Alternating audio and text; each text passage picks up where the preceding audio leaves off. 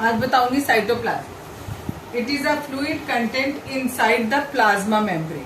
ठीक है, जो भी हमारी प्लाज्मा मेम्ब्रेन थी उसके अंदर जितना भी हमारा फ्लूइड यानी लिक्विड टाइप का जो कंटेंट होता है उसको हम क्या कहते हैं, साइटोप्लाज्म कहते हैं।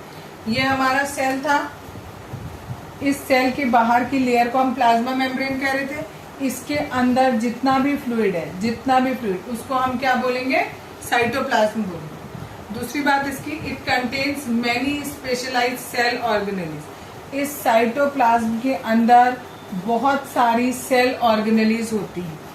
ठीक है, हर सेल ऑर्गेनेली का एक कुछ खास काम होता है।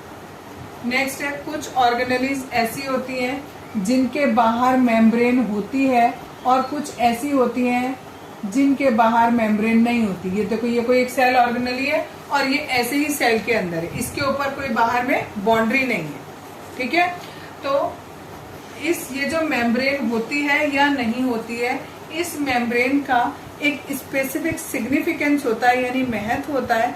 इस मेम्ब्रेन का ये महत्व होता है, फॉर एग्जाम्पल आपको लेके बताया है वायरस। वायरसेस में ये वाली मेम्ब्रेन नहीं होती है।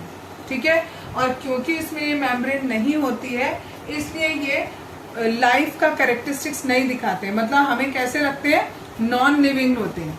ठीक, लेकिन जैसे ही ये वायरस किसी ह्यूमन बॉडी में जाते हैं या लिविंग बॉडी में, कोई भी लिविंग बॉडी में जाएंगे तो वो किसकी तरह बिहेव करने लगते हैं, लिविंग की तरह बिहेव करने लगते हैं, केवल इस मेम्ब्रेन की वजह से। तो ये मेम्ब्रेन का सिग्निफिकेंस है आपका। नेक्स्ट है, अभी हमने ये नेक्स्ट टॉपिक आपको दिया है सेल ऑर्गेनेली। यहाँ पर भी बताया मैंने आपको सेल ऑर्गेनेलीज छोटे छोटे स्ट्रक्चर सेल के अंदर के जो किसी भी मेम्ब्रेन से बाउंडेड होते हैं उसको हम सेल ऑर्गेनेली बोलते हैं। हर सेल ऑर्गेनेली का एक स्पेसिफिक फंक्शन होता है। कुछ जो इम्पोर्टेंट सेल ऑर्गेनेली हैं हमारे पूरे सेल के अंदर वो ये है, एंडोप्लाज्मिक रेक्टिकुलम, इसको हम ER बोलते हैं। ठीक है, नेक्स्ट है Golgi apparatus, next is lysosome, mitochondria, plastid and vacuoles.